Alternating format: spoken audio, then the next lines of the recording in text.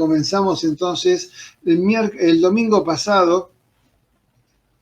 Hicimos un primer mensaje relacionado con Nehemías, el profeta Nehemías. Y vamos a continuar en esa dirección. Yo les dije que iba a hacer una serie de mensajes relacionados con Nehemías y con la perspectiva que Nehemías nos pone para este tiempo que estamos viviendo como iglesia. La perspectiva y la actualidad y la vigencia de la experiencia de Nehemías en este tiempo que vivimos. ¿Qué te parece? Bueno, toma nota, nos vamos a apoyar en el capítulo 3 de Nehemías.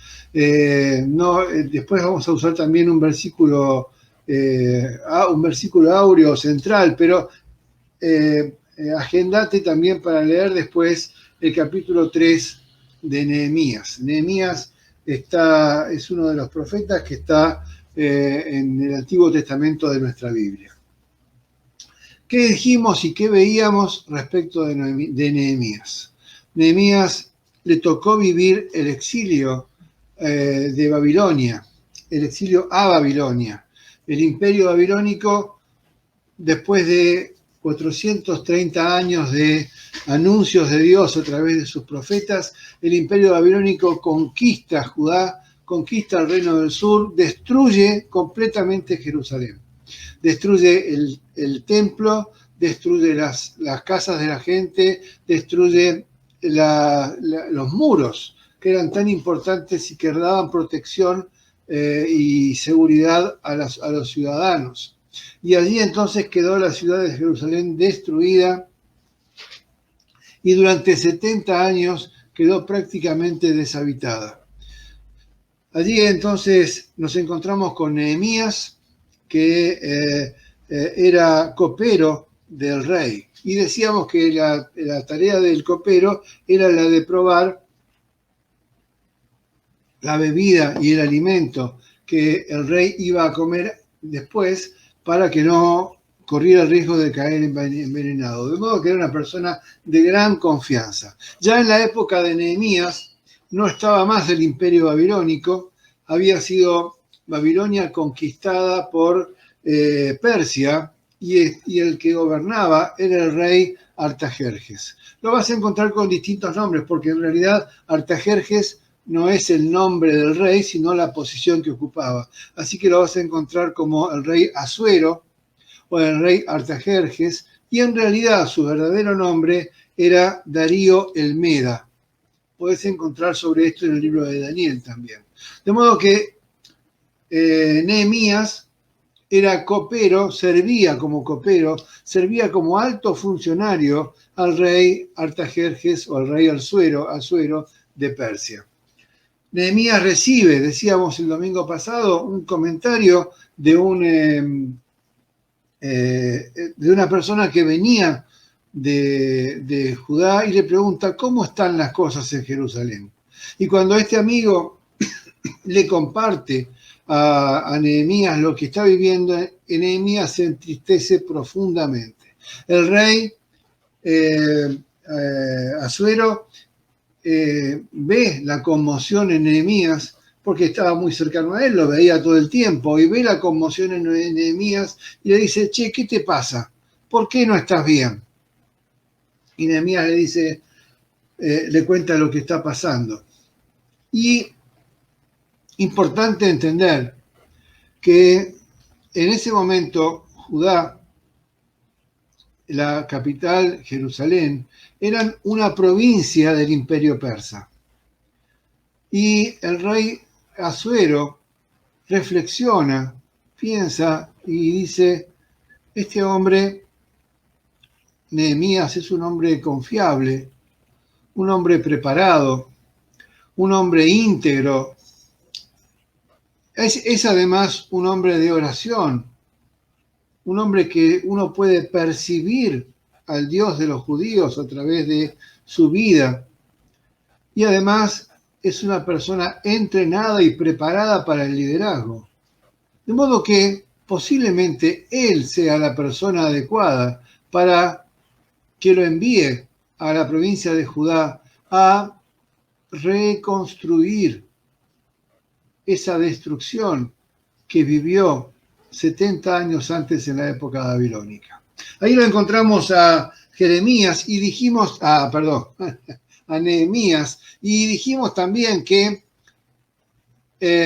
esos valores que el rey Asuero encontró en Nehemías son los valores que la sociedad necesita que protagonice la iglesia de hoy. Que protagonicemos vos y yo que somos iglesia. Porque cuando hablamos de iglesia, creo que la pandemia nos enseñó eso. No estamos hablando de un templo físico. Estamos hablando de yo como iglesia, vos como iglesia. Y necesitamos empezar a vivir toda esta necesidad que la sociedad vive, empezar a vivirlo con una perspectiva de convertirnos en protagonistas de los cambios que la sociedad necesita y que no puede vivir de este modo. Porque el sistema político de nuestro país y de Latinoamérica y en general del mundo está tambaleando y está mostrando que no está pudiendo dar las respuestas que necesita, porque el sistema sanitario está tambaleando y está en el límite de sus posibilidades. Uno puede ver los medios de comunicación y darse cuenta que los hospitales están hasta acá con sus sistemas sanitarios súper agotados y las personas que forman parte de los equipos sanitarios completamente agotados. El sistema político no alcanza, el sistema sanitario y social no alcanza. El hombre va creciendo en esta sensación de impotencia, en esta sensación de incertidumbre, y ve que el virus se acerca y ve que fulano de tal, mi familiar, mi amigo ha caído y está enfermo y se ha infectado y toda la familia con él y esto uno ve que está cercano, cada vez más cercano a la posibilidad de un contagio. Contaba en una charla que tuvimos antes del culto a Mariela, decía, es como que vamos caminando por un terreno minado y caminando, esperando que al dar el próximo paso no nos toque una mina debajo del pie que nos haga estallar. Esto es lo que está viviendo el hombre de hoy. Porque nos damos cuenta, y el hombre se da cuenta, que no alcanzan los recursos humanos. No alcanzan. Es necesaria una respuesta que trascienda los límites de las capacidades del ser humano porque no está alcanzando. Y nosotros como iglesia, te invito a que después te fijes que creo que el viernes grabé un audio, un video que habla desde el balcón o desde el camino. Una metáfora que usó un querido, un apreciado pastor evangélico, Mackay, y que nos dice, bueno, como iglesia, como individuos, ¿vamos a mirar la realidad a través de la ventana? ¿A través del balcón? ¿Vamos a ver las cosas que pasan a través de esta ventana enorme que es una pantalla de televisión? Y ver a través de los medios de comunicación? ¿O vamos a bajar al camino, a caminar con la gente, a acompañar a la gente en su problemática y a comprometernos con lo que están viviendo? ¿Vamos a seguir mirando por la ventana o por el balcón o a través de los medios de comunicación? ¿O vamos a bajarnos a chapalear el barro que las personas están viviendo? Entonces, claro, es tiempo de ser protagonistas. Probablemente vos me digas, Héctor, ¿qué puedo hacer yo para cambiar la realidad de lo que está pasando en la sociedad? ¿Qué puedo hacer yo? ¿Soy demasiado joven? ¿Soy demasiado viejo? ¿Tengo limitaciones físicas? Yo vivo en una ciudad pequeña y ¿qué posibilidades tengo de poder influir en que haya cambios que sean significativos. Yo estoy enfermo, tengo limitaciones físicas. Héctor, no tengo dinero para ser agente de cambio. ¿Qué puedo hacer yo? Es importante entender antes que nada por qué asocio esta realidad que vivimos en el siglo XXI, en este tiempo, año 2021, por qué la asocio con Nehemías. Quiero que podamos entender espiritualmente lo que significa reconstruir los muros. Nuestras ciudades lo que están viviendo es muros destruidos. Un sistema social que ya no alcanza. Un sistema social que ya no es suficiente. Un sistema político que se está cayendo a pedazos. Y no estoy entrando en partidismo político. Se está cayendo a pedazos. Uno ve los grandes líderes mundiales que están viendo qué hacer porque su propio liderazgo está viéndose expuesto. Y entonces es necesario reconstruir los muros de nuestras ciudades.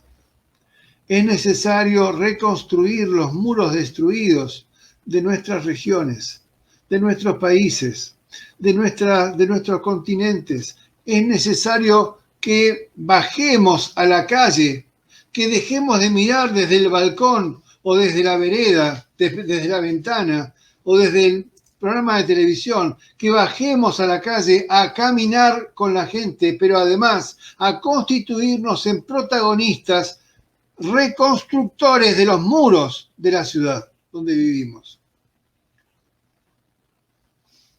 Parece muy lindo, me dirás vos. ¿Cómo hago yo para hacer eso? ¿Qué tengo que hacer? Bajámelo a lo cotidiano para que yo pueda entenderlo. Bueno, hacia allá vamos. Y hacia allá es donde camina Nehemías en el capítulo 3. Uno podría pensar que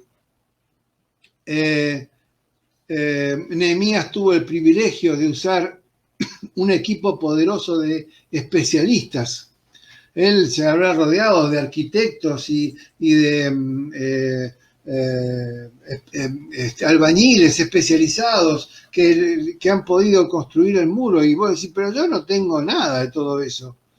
Yo no tengo nada de todo eso. Bueno, al navegar el libro de Isaías, el libro de Nehemías, el capítulo 3, uno encuentra una larga lista y se conmueve al darse cuenta que participaron de la reconstrucción de los muros de la ciudad sacerdotes, levitas, participaron personas de otras ciudades. Se menciona a gente de Jericó que vino a reconstruir los muros de Jerusalén, gente de Tecoa, gente de Mizpa, gente de Zanoa, que vino a reconstruir, a colaborar, a participar en la reconstrucción de los muros de aquella ciudad. Se menciona a personas comunes que no tienen ningún cargo. Se habla de Mesulman, Berequías, Mesabel, Salum y sus hijas, dice. Fíjate qué interesante. Salum y sus hijas. Es decir, una familia completa participando en los muros de Jerusalén, en la reconstrucción de los muros de la ciudad. Hay una larga lista de personas que han participado activamente en la reconstrucción de los muros de la ciudad. Y además, no se habla de especialistas. Dicen que participaron de la reconstrucción de los muros orfebres, fabricantes de perfumes y también funcionarios públicos que se arremangaron, se sacaron la ropa de funcionario público y se pusieron a laburar junto con los demás. Muchos de ellos, y lo menciona Nehemías 3, se ocuparon de la porción del muro que estaba frente a su casa. ¿Qué ves por la ventana de tu casa? ¿Qué ves desde el balcón de tu casa hoy? Dios no te está pidiendo que seas, que tomes responsabilidades que no estás en capacidad de hacer. Ocupate de levantar el muro de la ciudad, empezando por lo que ves desde la ventana de tu casa. Muchos de los que menciona Nehemías se ocuparon de esa porción, pero conscientes que no estaban levantando un pedazo de pared, sino que estaban siendo partes de un muro que rodeaba toda la ciudad. Ellos construían esa parte como integrada a un muro que debía tener continuidad, que no podía tener resquebrajaduras y que tenía que ser formado íntegramente por la suma de esfuerzos de cada uno de los participantes. ¿Podés entender lo que digo? ¿Te podés empezar a sentir en tu piel lo que transmite Nehemías? Yo quisiera, le pido a Dios que así sea, le he pedido a Dios, he trabajado toda la semana en esto, porque le pido a Dios que pueda transmitirte esta necesidad que Él tiene de que te sientas parte. Porque así como Nehemías se sintió parte y las autoridades se conmovieron y le dieron a Nehemías la posibilidad de ser el gestor, de ser el administrador de todo esto, también te está pidiendo a vos y me está pidiendo a mí que como iglesia de Jesucristo seamos gestores de un cambio que la sociedad no puede llevar adelante. Espero que me vaya siguiendo con la reflexión. Cuando uno lee Nehemías 3, encuentra que no solamente los habitantes que participaban en la reconstrucción no solamente se estaban ocupando de los muros, también se ocuparon de levantar puertas, también se ocuparon de levantar techos, de levantar las torres. Cada una de estos componentes de lo que fue la reconstrucción del muro de Jerusalén tiene un valor espiritual muy significativo y de aplicación directa a la realidad que vivimos.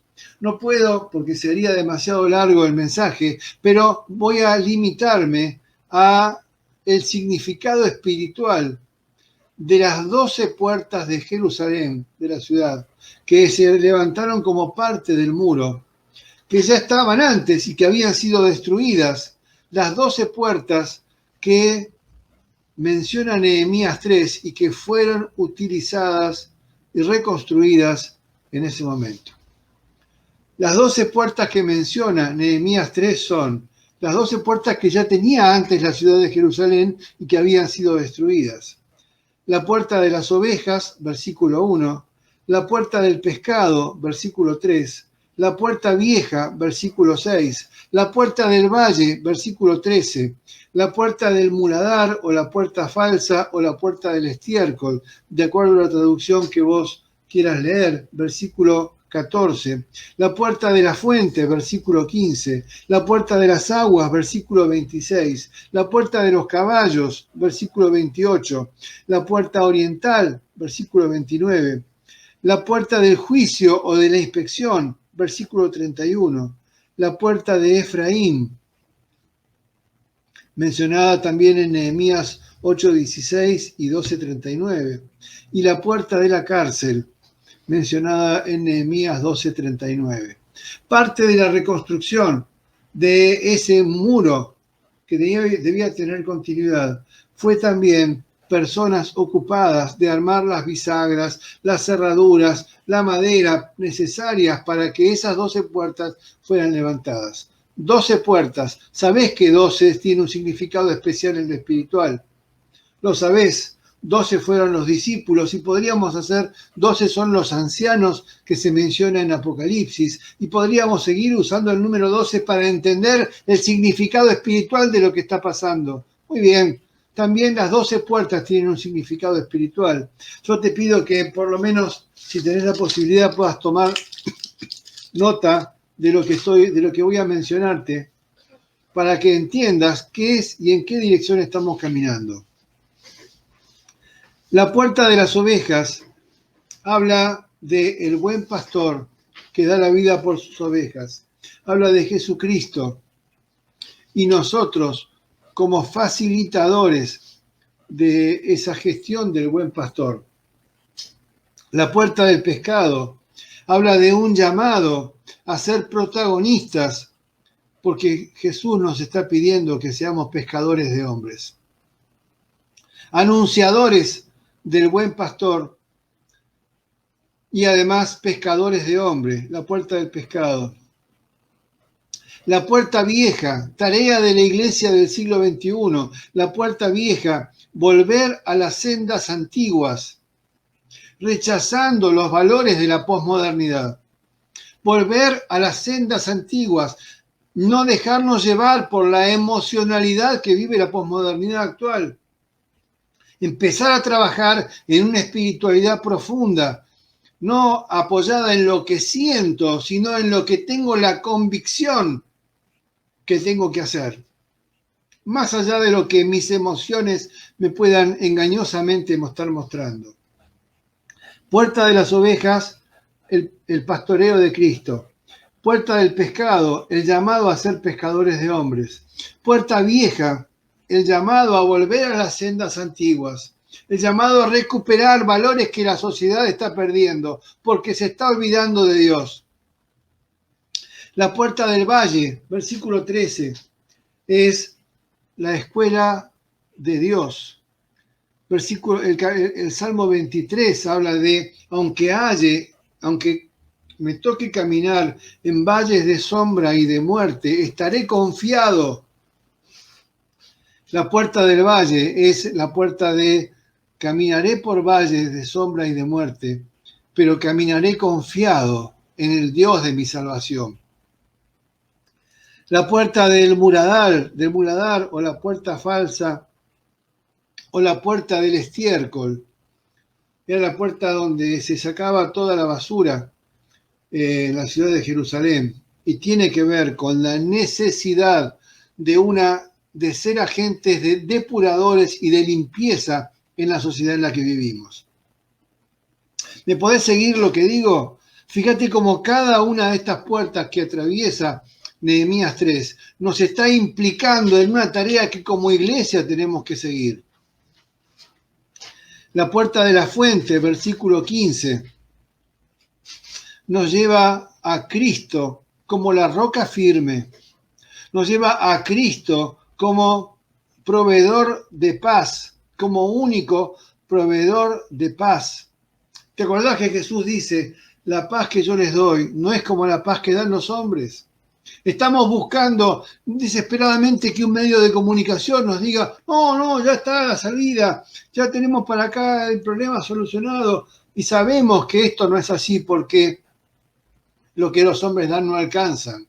Jesús ofrece esa paz que los hombres no dan. Y nosotros tenemos que bajar al camino, salirnos del balcón, bajar al camino, a caminar con la gente para ofrecerles esa paz que viene de Dios. La puerta de la fuente. Versículo 26, la puerta de las aguas, el privilegio de ser canales de bendición. ¿Te acordás que Ezequiel habla de un río que fluye desde el templo hacia la ciudad? Un río que fluye desde la iglesia hacia la ciudad. Ser canales de bendición, canales de refrigerio, canales de limpieza. Fíjate la tarea que tenemos para hacer, que tenemos por delante. Como reconstructores en los muros de nuestras ciudades. La puerta de los caballos. La puerta de los caballos habla del poder de la batalla. Los caballos las cabalgaduras representaban en ese momento el poder de los ejércitos. Y habla del poder de la batalla para la batalla. Un poder que no es dado por fuerzas humanas, sino que nos da esa fortaleza, ese poder, esa capacidad organizativa como ejército de Dios, el mismo Dios proveyéndonos a través de su Espíritu Santo. La puerta oriental, versículo 29, habla de ser anunciadores de la segunda venida de Cristo. La puerta oriental permite espiritualmente mostrarnos la unión entre la primera y la segunda venida de Cristo, el tercer día espiritual que estamos viviendo como sociedad, como iglesia, a partir del siglo I. Y entonces una tarea profética que la iglesia debe levantar hacia adelante. La puerta del juicio o de la inspección habla de ser anunciadores de un juicio de Dios, de un tiempo del fin. Anunciadores de que Dios no está pasivo, ni callado, ni lejano, ni distante, ni muerto, sino que está vivo, palpitando lo que vivimos como sociedad. Y entonces tenemos que ser anunciadores de ese juicio venidero de Dios. Igual que los profetas lo han hecho durante 430 años antes del exilio de Babilonia. Muchachos, arrepiéntanse, fíjense que están caminando fuera del camino, vuelvan al camino de Dios, vuelvan a las sendas antiguas, encuentren la paz que solamente Dios puede proveerles. Fíjate la profundidad de la tarea que Nehemías nos está planteando hoy en día a nosotros. La puerta de Efraín habla de una gracia de Dios extendida hacia nosotros como iglesia. Una gracia de Dios que Efraín era uno de los hijos de Jacob, era el más pequeño de los hijos de Jacob y encontró gracia en Dios, gracia en su padre, atención especial y esmerada de su padre. Dios nos promete a vos y a mí su gracia, su cuidado especial. Somos como niña de sus ojos. Y entonces hablar de reconstruir la puerta de Efraín es ofrecerle esa posibilidad a todas aquellas personas que nos están rodeando. Si nos animamos a bajar de nuestro balcón para caminar el camino. Finalmente, la puerta de la cárcel. La puerta de la cárcel no es una amenaza. La puerta de la cárcel es recordar que Jesús pasó por esa cárcel, que Jesús bajó a abrir las rejas de las cárceles espirituales y que Jesús pasó ya por esa puerta, por la puerta de la cárcel. Y también nosotros hemos pasado por ella. De modo que somos libres. La muerte no nos amenaza. Ojo con lo que digo, la muerte no es una amenaza, porque nosotros ya hemos muerto. Nosotros ya estamos muertos y hemos resucitado a una nueva vida, a un nuevo ser, a un nuevo ADN espiritual, donde hemos vivido la posibilidad de la regeneración espiritual. Te pido ahora, por favor, no sé quién de las chicas está manejando esto, que pongan el versículo áureo que yo les pedí, que está en Nehemías 2:20. Y aquí el liderazgo de Nehemías que te pido que vos protagonices. Nehemías 2:20 dice, yo contesté, el Dios de los cielos nos ayudará a tener éxito.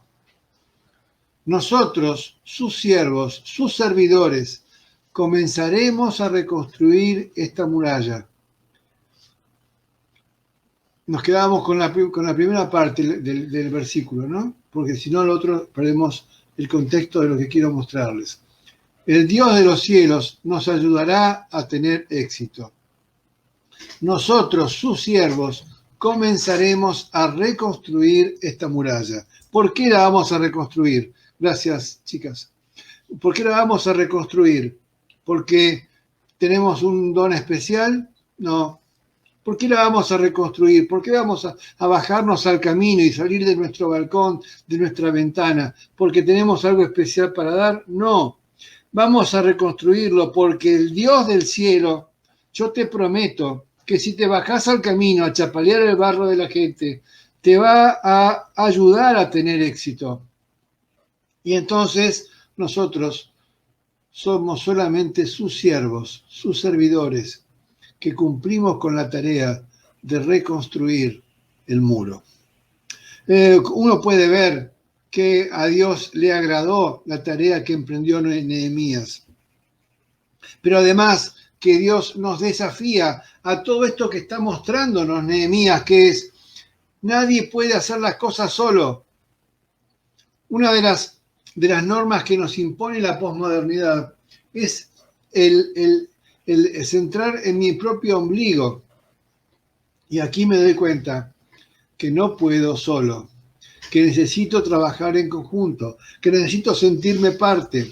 Aunque no puedas congregarte físicamente, como no lo estamos haciendo nosotros en este tiempo, sí necesitamos ser parte, sentirnos parte, ser gran parte de una familia, de los vecinos de esta ciudad espiritual que estamos siendo llamados a reconstruir. Estamos siendo llamados a reconstruir un muro que debe tener continuidad y que implica protección política, social, espiritual, en todo sentido, a el espacio donde estamos viviendo. Dios nos llama a ser reconstructores de muros. Son las tareas de la iglesia para este tiempo. Son las tareas de la iglesia que me llevan a compartirte con vos este segundo mensaje, para que podamos entender que nos está pidiendo el Señor, que no nos quedemos mirando la realidad desde el balcón, que empecemos a mirarla desde la calle, caminándola con la gente. El balcón, otra vez lo digo, es el programa de televisión, el balcón es el medio de comunicación, el balcón es la red social, el balcón es todo aquello que nos hace mirar desde la comodidad de nuestro sillón. No es así. Somos iglesia, y como iglesia de Jesucristo somos llamados a ser reconstructores de muros. ¿Dónde vas a estar? ¿En qué lado elegís quedarte? ¿En qué lado decidís participar? ¿Desde el balcón o desde el camino? ¿Desde la ventana o desde el barro con la gente que estamos acompañando, con la gente que nos rodea? La decisión, por supuesto, no es colectiva. Sos vos el que tiene que levantar tu mano y decir: Señor, hoy, en esta mañana del 25 de abril del año 2021, yo asumo la responsabilidad espiritual de ser reconstructor de los muros de la ciudad donde vivo. Yo asumo esa responsabilidad sabiendo que vos nos vas a ayudar a tener éxito, sabiendo que vos nos vas a acompañar en este camino y que lo único que necesitas es que bajemos del balcón y empecemos a caminar con la gente que nos rodea, la realidad de la gente que nos rodea. Hasta aquí el mensaje. Espero que todo esto te pueda ser útil, te pueda servir, te pueda dar dirección sobre todo eso. No se trata de decir me gusta o no me gusta lo que escuché. Se trata de encontrar dirección. Si uno no busca dirección de Dios en un mensaje, se quedó también mirando por la ventana. Si este mensaje te sirve nada más que para escucharlo y esperar que termine el culto para seguir con tu vida, estuviste mirando por la ventana, mirando por el balcón. Dios nos pide otra cosa. Nos está pidiendo compromiso, bajar a la calle, bajar al camino y caminar la realidad de la gente, que también es la nuestra. Dios te bendiga. Muchas gracias.